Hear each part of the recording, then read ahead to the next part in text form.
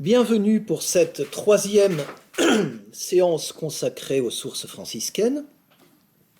Aujourd'hui, nous allons concentrer notre attention sur la Vita Prima de Thomas de Celano, du commencement de l'ordre, et si nous avons le temps, la légende des trois compagnons. Thomas de Celano, c'est, si on peut dire, le biographe de François. Alors, il est entré dans l'ordre vers 1215. Il a participé à l'implantation de l'ordre en Allemagne. Il faisait partie du groupe emmené par Césaire de Spire, la deuxième expédition, celle qui a réussi, pas celle où les frères sont rentrés tout penauds et traumatisés après avoir été malmenés par la population, mais celle qui est partie en 1221, si ma mémoire est bonne. Il a même exercé des responsabilités locales, et je crois qu'il a même dû être vice-ministre ou quelque chose comme ça. Et c'est quelqu'un qui a été formé, c'est un noble, dans les écoles à la fin du XIIe ou au début du XIIIe siècle, probablement début XIIIe siècle, qui manie un excellent latin, qui est un très bon rhéteur, et qui a, contrairement à ce qu'on a pu dire, outre une grande dévotion à François d'Assise, il a une vision sur l'ordre. Une des choses intéressantes chez Thomas de Celano, c'est que dans la Vita Prima, il valorise beaucoup Frère Élie, et dans la Vita Secunda, rédigée après la déposition d'Élie, il ne dit pas de mal d'Élie, il cesse d'en parler, mais il ne dit pas de mal de lui. Et Thomas de Celano, bien qu'il soit noble et lettré, est attaché à l'égalité entre les frères. On voit très bien dans la Vita Secunda qu'il n'est pas la mise à l'écart des laïcs et la spécialisation dans la prédication telle qu'elle s'est opérée, il est loin d'être un partisan inconditionnel de cela. Et plusieurs des textes de la Vita Prima, puisque nous nous consacrons essentiellement à celle-ci, sont de très très beaux écrits, de très très beaux textes, en particulier le récit de la prédication aux oiseaux, mais il y en a bien d'autres. Les récits de la nativité, le récit de la stigmatisation, etc. La limite de la Vita Prima, c'est que, étant entré dans l'ordre en 1215 et ayant eu peu de temps pour écrire ce récit, Thomas de Celano n'a bénéficié que d'une information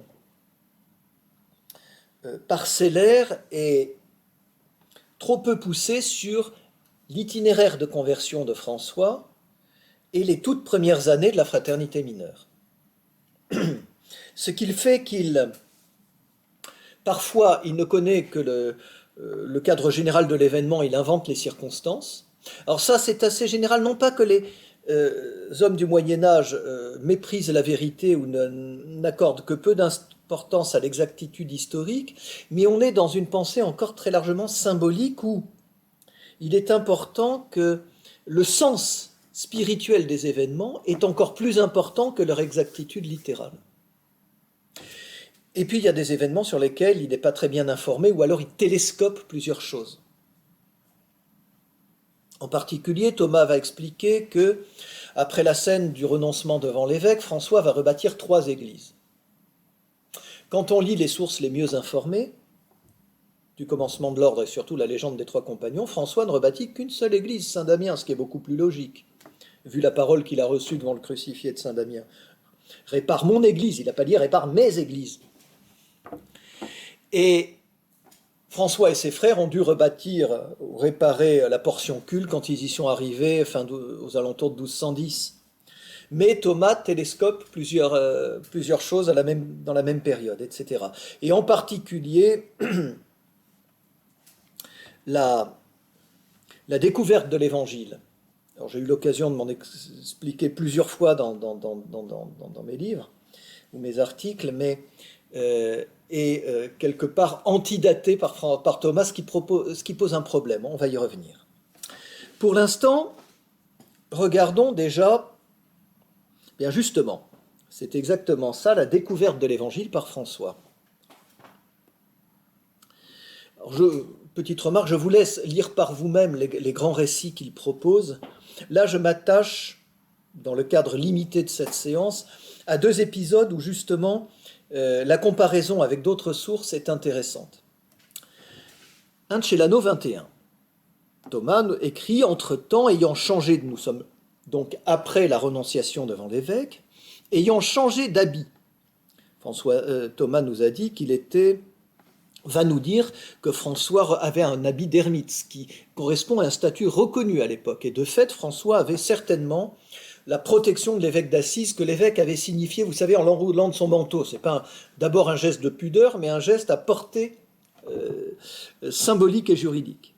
Entre-temps, ayant changé d'habit et réparé l'église dont on a parlé, donc là, l'église Saint-Damien, le Saint de Dieu passa en un autre lieu près de la cité d'Assise. Bon, il n'en sait rien, mais il nous le dit.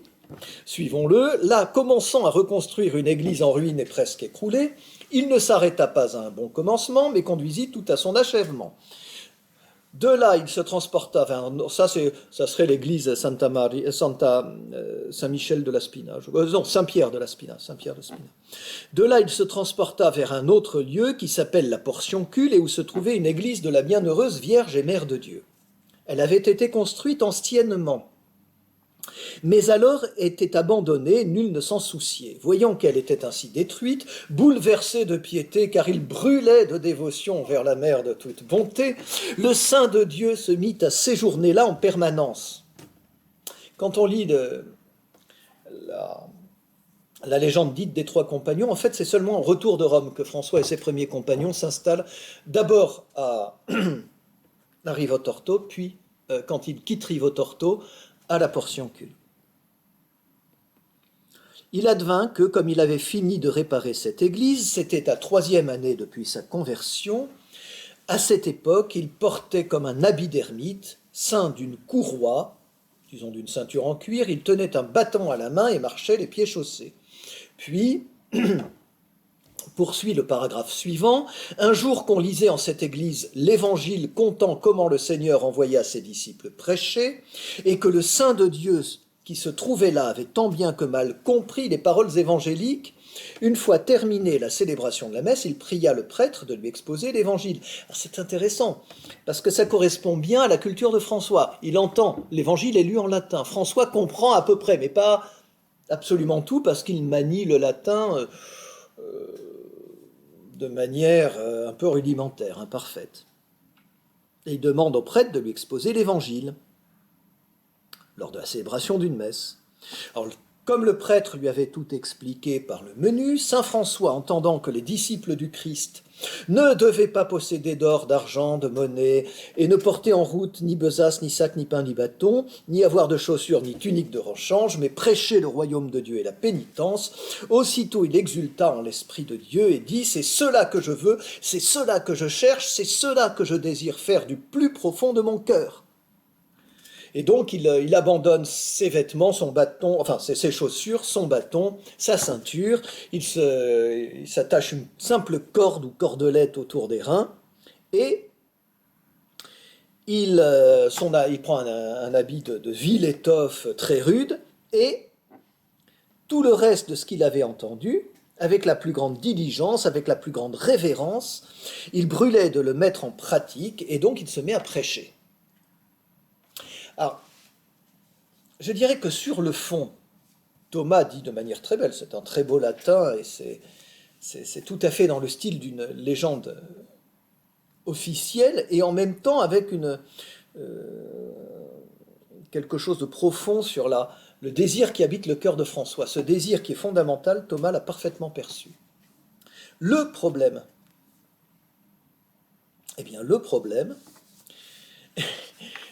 il apparaît lorsqu'on lit du commencement de l'ordre. Souvenir de frère Gilles, le 3e compagnon de François. Et en plus, l'auteur, frère Jean, a recueilli les souvenirs de Bernard de Quintavalle, premier compagnon. compagnons. Et voilà ce que lui il nous dit. Il ne nous parle pas de cette scène-là. L'auteur de Frère Jean, auteur du commencement de l'ordre, voilà ce qu'il nous dit.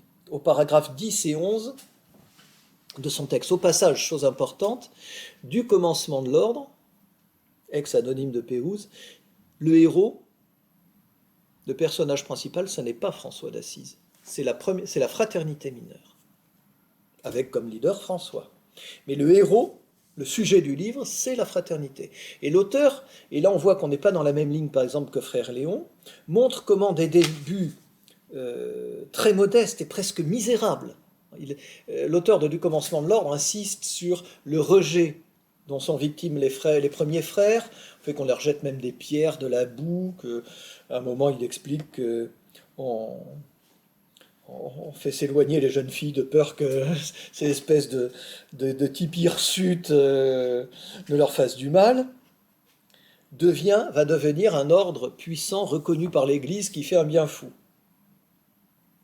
Du côté du commencement de l'ordre, vous n'avez pas de nostalgie des origines, mais plutôt comment Dieu a pris ce petit rameau pour en faire une magnifique plante. Bon.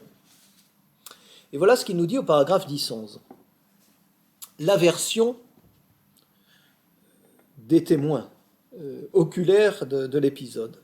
Or, voyant et entendant cela, deux hommes de la cité, inspirés par la visite de la grâce divine, se présentèrent humblement à François. L'un d'entre eux fut frère Bernard de Quintavalle et l'autre frère Pierre.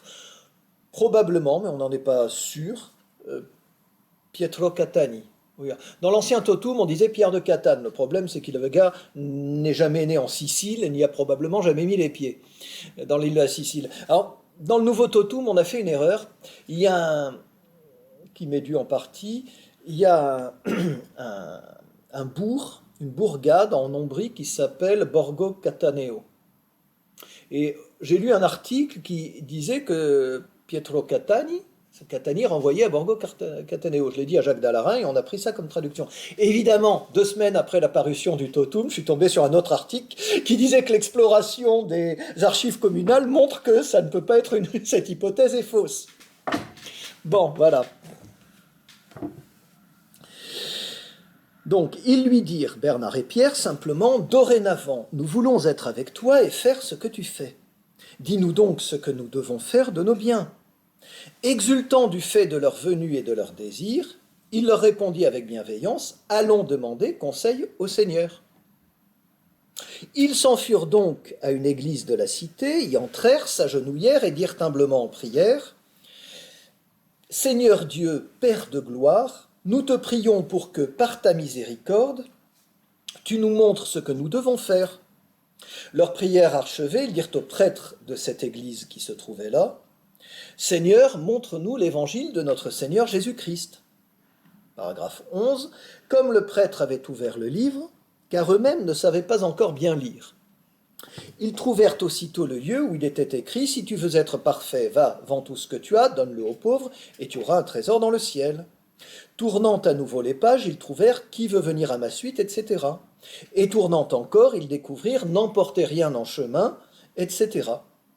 Entendant cela, ils furent transportés d'une grande joie et dirent « Voilà ce que nous désirions, voilà ce que nous cherchions. » Et le bienheureux François dit « Telle sera notre règle. » Puis il dit aux deux autres « Allez et faites selon le conseil du Seigneur que vous venez d'entendre. » Et donc Bernard et Pierre vendent leurs biens et distribuent le produit de la vente aux pauvres.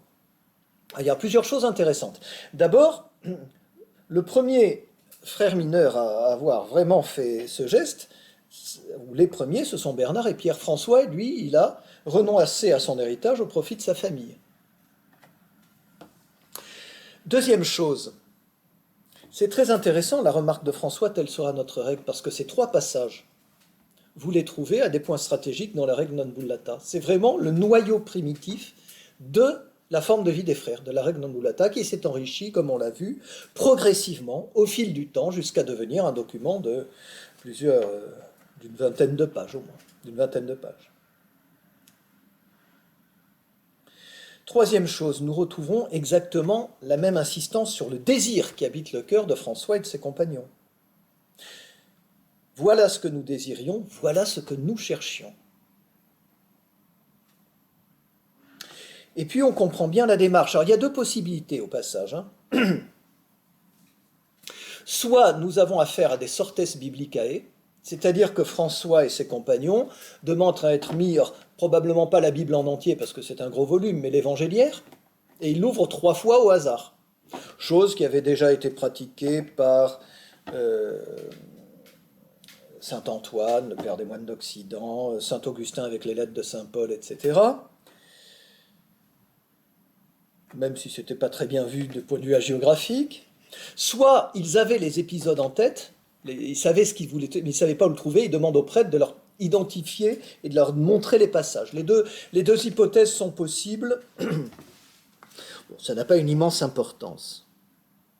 Mais ce qui est important, c'est que le contexte est très différent de celui rapporté par Thomas de Celano. Là, on est dans une démarche de discernement de la volonté de Dieu. Et surtout, c'est une action collective. Ils sont déjà 3 à faire la démarche. Alors que dans le récit de Thomas de Celano, c'est François seul. Alors là, il faut faire mémoire d'un grand chercheur franciscain qui est mort trop tôt d'un cancer, qui était Théophile Desbonnets, l'artisan du premier totum, celui qui a publié l'édition critique de La légende des 3 compagnons, et le premier à avoir démêlé les chevaux. Vous avez vu dans l'organigramme comprendre comment s'articule la Vita Secunda de Celano avec La légende des 3 compagnons, les souvenirs de Léon, etc., en identifiant le paquet, ou le principe d'un paquet de documents envoyés par Léon Angers Ruffin à Cresquen de Jesi pour servir de matériau pour la Vita Secunda. Petite remarque au cas où j'oublierais de le dire, la Vita Secunda n'est pas une vie destinée à remplacer la Vita Prima, mais destinée à la compléter. Pour ça qu'il y a peu de recoupement entre les deux. Bon. Et ce qu'a montré Théophile Desbonnets, c'est qu'en fait, nous avons les 2 versions d'un même événement. Simplement, Thomas de Celano, étant au courant de cette rencontre ou découverte, entre guillemets, du texte évangélique, en tout cas de sa résonance dans le cœur de François, va le poser, on est à quoi? On pourrait dire 1 mois et demi avant l'épisode rapporté par frère Jean, mais quand François est encore seul. Et alors la différence importante, c'est que avec Thomas de Celano, on pourrait dire que l'inventeur de la spiritualité franciscaine, c'est pratiquement François seul. Quand il est rejoint par des compagnons, l'essentiel est déjà en place. C'est presque une spiritualité clé en main qu'il peut donner à ses frères. Tandis que dans la version de frère Jean, eh ben non. La spiritualité franciscaine, ça se forge collectivement. Et ça, c'est important. Alors bon, les éléments qui permettent de dire que c'est la version de frère Jean, alors, donc on aurait 2 versions d'un même événement. Effectivement, les spécialistes pourront vous confirmer que ce sont 2 textes, 2 versions d'un même événement, 2 textes différents. Desbonnets, alors ça c'est dans le livre qu'il a publié en 1983, dont le titre me reviendra, vous l'avez je pense dans la bibliographie, on sent qu'il est sur le point de dire que la version exacte historiquement c'est celle de frère Jean. Mais il ne le dit pas, et c'est un historien italien, Giovanni Miccoli, qui dans une de ses études va reprendre et avaliser toute l'étude de Desbonnets, mais la pousser jusqu'à son conclusion logique en disant la seule version historiquement vraie, c'est celle de frère Jean. Ça se trouve dans le recueil Francesco d'Assisi, Memoria di un'esperienza francescana. Ou Realtà e Memoria di un'esperienza francescana, quelque chose comme ça. Bon, c'est important de montrer ce point-là, mais que s'est-il passé par la suite? Arrive l'auteur de La légende des 3 compagnons, inconnu, mais quelqu'un originaire d'Assise, qui va reprendre pour une part ce que dit frère Jean, mais en même temps, la légende de Thomas de Celano est une légende officielle. Et il n'ose pas trop jeter aux orties le récit de Celano, donc il va garder les 2 récits. Et à partir de la légende des 3 compagnons, à quelques pages d'intervalle à peine, Vous avez le récit de Thomas de Celano, sauf que l'auteur de la légende des trois compagnons sait que François n'a réparé qu'une seule église. Donc, ce que dit Thomas de Celano est transposé à Saint-Damien et non plus à Saint-la-Portiancule. Et puis, un peu après, quand François est rejoint par ses compagnons, la reprise du récit de Frère Jean.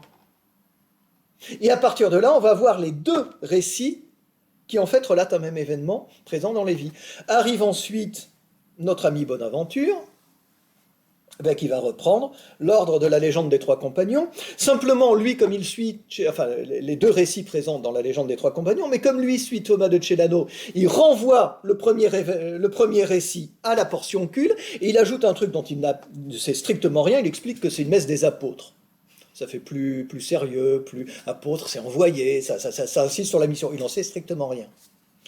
À partir de là, au XVIIIe siècle, des érudits vont s'interroger, une messe des apôtres, à peu près à la fin de l'hiver, ça ne peut être que la messe Saint-Mathias. Et vous avez à qui arrive l'évangile de la Saint-Mathias, qui n'a strictement aucune existence historique.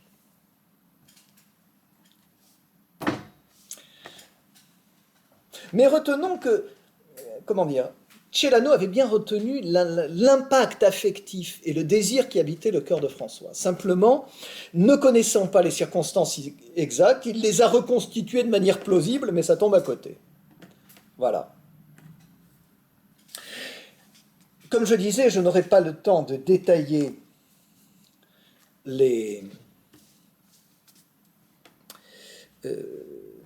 d'autres épisodes passionnants reportés par Celano, mais je vais quand même, là encore, examiner un autre texte celanien, et là, le mettre en parallèle avec un passage de la compilation d'Assise. Nous sommes dans les derniers jours de François d'Assise. Le récit de la bénédiction de François. À qui bénit-il et comment voir? Alors, lisons le texte de Thomas de Celano, il est passionnant. 1 Celano 108, donc. Là encore, prenez le temps de le lire en vous mettant sur pause, et puis une fois que vous l'aurez bien lu, rappuyez. Voilà ce qu'écrit Thomas. En effet, alors que François voyait que son dernier jour était imminent, ce qui lui avait aussi été indiqué 2 ans auparavant par une révélation divine, il suffisait de se regarder dans une glace pour savoir qu'il n'allait pas tarder à passer l'arme à gauche. Mais bon, c'est une remarque personnelle. Il appela à lui les frères qu'il voulait. Vous vous souvenez, au début de l'évangile de Marc, Jésus appelle à lui ceux qu'il veut. Et bénit chacun comme cela lui était donné d'en haut. De même que jadis le patriarche Jacob a béni ses fils. Alors là, les références à l'Écriture sainte, et en particulier au livre de la Genèse, sont fondamentales pour comprendre le sens du récit et sa portée. Je reviens. Comme cela lui était donné d'en haut, de même que jadis le patriarche Jacob a béni ses fils, ou plutôt tel un autre Moïse au moment de monter sur la montagne que Dieu a décidé pour lui, il combla les fils d'Israël de bénédiction. Là, carrément, les frères mineurs sont comparés à un nouveau peuple de Dieu. Et François dans la peau de Moïse. Alors d'abord, François dans la peau de Jacob, puis dans la peau de Moïse, et maintenant dans la peau d'Élie, comme frère Élie. Ah non, pardon, excusez-moi, c'est comme frère Élie, simplement Jacob et Moïse. Comme frère Élie siégeait à sa gauche, tandis que les autres fils se tenaient assis tout autour, François croisa les mains et posa la main droite sur la tête de frère Élie. Privé de la lumière et de l'usage des yeux extérieurs, il demanda « Sur qui tiens-je ma main droite ?» « Sur frère Élie, disent-ils. « C'est bien ainsi que je le veux, reprend-il. Fils, dit-il, je te bénis en tout et partout, puisque entre tes mains le Très-Haut a fait croître mes frères et mes fils. Ainsi je les bénis tous et sur toi et en toi. Bon, je te bénis autant que je peux et plus que je ne peux, et ce que moi je ne peux que le puisse en toi, celui qui peut tout. Bon. On nous dit qu'il séjournait dans le palais de l'évêque d'Assise, c'est juste avant d'être transporté à la Portiuncule pour y mourir. Bon. Alors maintenant, reprenons la scène. Nous avons eu une allusion au patriarche Jacob. Laissons de côté maintenant la petite allusion, l'incise concernant Moïse. de même que jadis le patriarche Jacob a béni ses fils. Comme frère Élie siégeait à sa gauche, tandis que les autres frères se tenaient assis tous autour de lui. Alors c'est étonnant, les autres ils sont tous assis, mais frère Élie, on dit qu'il siège, en position d'autorité. François croisa les mains et posa la main droite sur la tête d'Élie.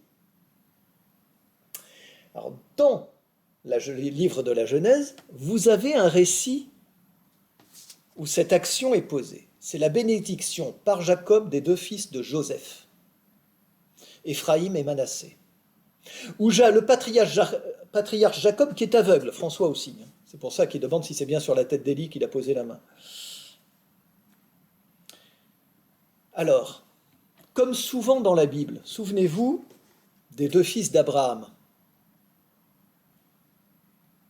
Ismaël est l'aîné, Isaac le cadet. Mais là encore, c'est Isaac qui va être le bénéficiaire principal de la promesse. Ensuite, avec les fils d'Isaac, Jacob et Ésaü est l'aîné, mais vous savez, l'histoire du plat de lentilles, tout ça, il renonce à son droit d'aînesse, et c'est Jacob qui récupère le droit d'aînesse. Et avec les fils de Joseph, c'est la même chose. Je crois que c'est Manassé l'aîné, mais Éphraïm qui a droit à la principale bénédiction et le transfert du droit d'aînesse. Eh bien, c'est exactement la même chose que nous avons avec la bénédiction de frère Élie. Alors, qui sont les aînés? Qui est le cadet dans cette histoire, à votre avis? La réponse, c'est qu'Élie ne fait pas partie du groupe des premiers compagnons, les aînés dans la fraternité franciscaine. C'est François et les 11 compagnons qui l'ont accompagné en 1209 pour faire approuver leur forme de vie par le pape Innocent III. C'est eux les aînés. Élie n'en fait pas partie. Lui semble être entré dans la fraternité mineure aux alentours de 1212. Peut-être même un peu après. Donc c'est un cadet. Et ce récit de la bénédiction, pour tous les auditeurs de ce texte, ou les lecteurs, c'est très clair. Ils ont une excellente connaissance de la Bible, y compris mémorielle, pas besoin d'avoir le texte sous les yeux. Ils comprennent très bien qu'il s'agit d'un transfert de droit d'aînesse. Élie ne fait pas partie des premiers compagnons, mais c'est à lui que François remet la destinée de l'ordre et le fait de guider l'ordre, et pas frère Bernard de Quintavalle, qui est le plus ancien. Et ça, c'est lumineux pour tous les lecteurs et auditeurs. Maintenant, regardons compilation d'Assises, paragraphe 12. Alors là, c'est tout à fait différent. Vous vous souvenez, la compilation d'Assises transcrit les souvenirs de frère Léon et d'au moins une douzaine d'autres frères que Léon a collectés et transcrits. Là, nous sommes, je pense que c'est déjà à la portioncule. Oui, c'est à la portioncule, puisque Dame Jacqueline, c'est à la portioncule qu'elle vient lui rendre visite. On est vraiment dans les jours qui précèdent la mort de François. Le jour où Dame Jacqueline prépara ce mets pour le bienheureux François, il s'agit de la frangipane, le père se souvint de Bernard, et il dit à ses compagnons, « Ce mets est apprécié de frère Bernard. » Et appelant à lui un de ses compagnons, il lui dit, « Va dire à frère Bernard de venir immédiatement à moi. » Ce frère alla aussitôt et le conduisit au bienheureux François. S'asseyant au pied du lit où gisait le bienheureux François, frère Bernard dit « Père, je te prie de me bénir et de me montrer ton affection. Car si tu me montres ton affection avec une tendresse paternelle, je crois que Dieu lui-même et les autres frères de la religion, intéressant, la religion, m'aimeront davantage. » Le bienheureux François ne pouvait pas le voir, car il y avait de nombreux jours que la lumière de ses yeux l'avait quitté. Mais étendant la main droite, il la posa sur la tête de frère Gilles, qui fut le troisième des premiers frères à l'avoir rejoint, et se trouvait alors assis à côté de frère Bernard, croyant la poser sur la tête de frère Bernard. Mais en touchant la tête de frère Gilles comme le fait un aveugle, par l'Esprit Saint, il reconnut aussitôt sa méprise. On peut laisser l'Esprit Saint tranquille, il suffit que les deux frères aient des crânes de formes différentes. Mais bon. Il reconnut sa méprise et dit « Ce n'est pas la tête de mon frère Bernard. Aussitôt frère Bernard s'approcha davantage de lui, le bienheureux François, posant sa main sur la tête de celui-ci, le bénit. Il, il dit en outre à un de ses compagnons, « Écris comme je te dis, le premier frère que me donna le Seigneur fut frère Bernard. Et c'est lui qui, d'abord, commença et accomplit très parfaitement la perfection du Saint-Évangile. » Et oui, Bernard a été le premier à donner ses biens aux pauvres. François, lui, vous vous souvenez, les avait donnés à sa famille, en distribuant tous ses biens aux pauvres. À cause de cela et de ses nombreuses autres prééminences, je suis tenu de le chérir plus que quelque autre frère de toute la religion. Je veux donc et j'ordonne comme je peux que quiconque sera ministre général le chérisse et l'honore comme moi-même, et qu'aussi les ministres provinciaux et les frères de toute la religion le considèrent comme tenant ma place. C'est passionnant de comparer ces deux bénédictions. Nous sommes dans deux registres totalement différents. Chez Thomas de Celano, nous avons eu la bénédiction du ministre général qui a succédé à François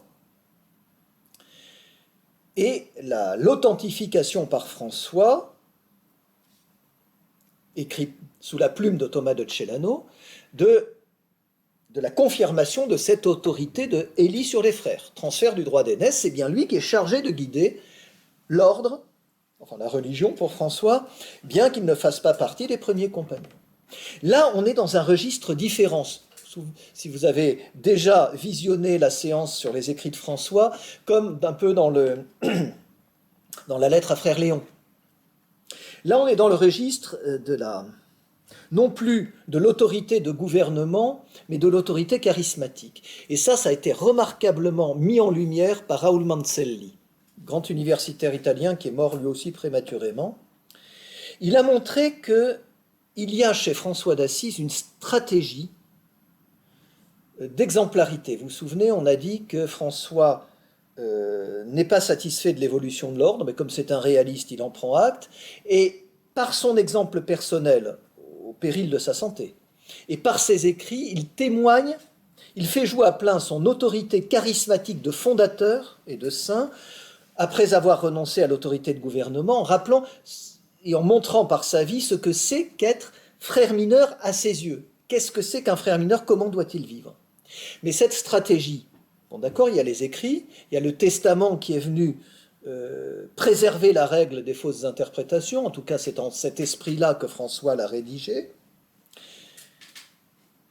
Il y a un lieu que François cherche à avoir un peu comme un lieu témoin, c'est la portioncule avec un règlement spécifique. C'est pour ça qu'il est tellement en fureur quand la commune d'Assise bâtit une maison en dur et qu'il entreprend de la détruire. Et puis il y a sa personne, mais lui là il va mourir, alors que fait-il? Mais il se choisit un successeur charismatique qui est le premier compagnon à l'avoir rejoint, d'autant plus que frère Pierre Catani est mort en 1221, frère Bernard, et il l'investit de la même mission de témoignage que lui-même a portée par sa vie. Et François distingue bien les plans, hein. Et je veux donc et j'ordonne comme je peux que quiconque sera ministre général le chérisse et l'honore comme moi-même.